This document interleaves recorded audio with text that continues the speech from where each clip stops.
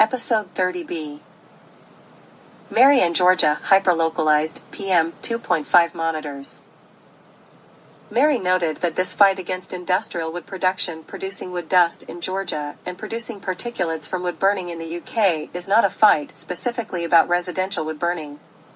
However, news of particulate pollution in Georgia as a side effect of producing wood pellets is related to residential wood burning, because the pollution in both cases is from wood, and in both cases is PM 2.5 pollution.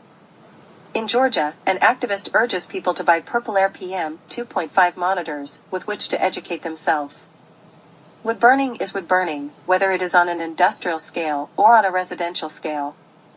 The difference is that particulate pollution is usually hyper-localized, and only those closest to the dust production or the particulates emitted from burning have the highest levels registered on PM 2.5 monitors.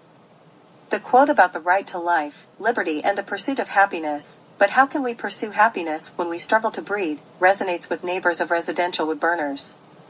The fact that one neighborhood is being pummeled and other communities can ignore the harm because they are not being affected to an equal extent also resonates. The background of this fight in Georgia is that a group of residents and environmentalists are fighting to prevent the world's largest wood pellet plant from coming to a predominantly Black and Hispanic community in South Georgia. The Southern Environmental Law Center and concerned citizens of Cook County are asking a judge to revoke an air quality permit for the Plantadell plant on the grounds that the State Environmental Protection Division, EPD, did not take into consideration the serious health risks that the pollution would pose to those living closest to it.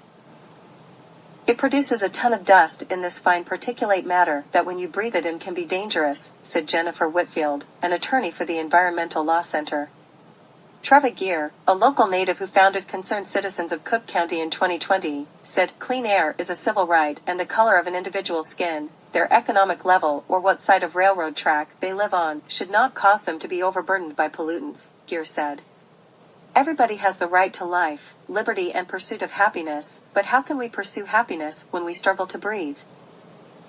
Madison County Clean Power Coalition is galvanizing people to submit comments to the EPD and participate in virtual public hearings on August 30th for permits requested for 2 Georgia renewable powers plants. The EPD permit would cover emissions thresholds for sulfur dioxide, nitrous oxide, volatile organic compounds, and carbon monoxide. Gina Ward, a leader of Madison's Clean Power Group, says this is another way to inform the plant owners and local leaders that the people keep a watchful eye over the pollution coming from plants. Before the wood pellet plant opens in Cook County, Ward recommends residents get outdoor air quality monitors. While wood-generated electricity is not economically feasible in the U.S., it is more attractive in Europe where there are incentives for using this type of energy, Whitfield said. Whitfield argues that the air quality standards used by the EPD in Cook County violate the law and do not accurately reflect the harm to those who live closest to the plants.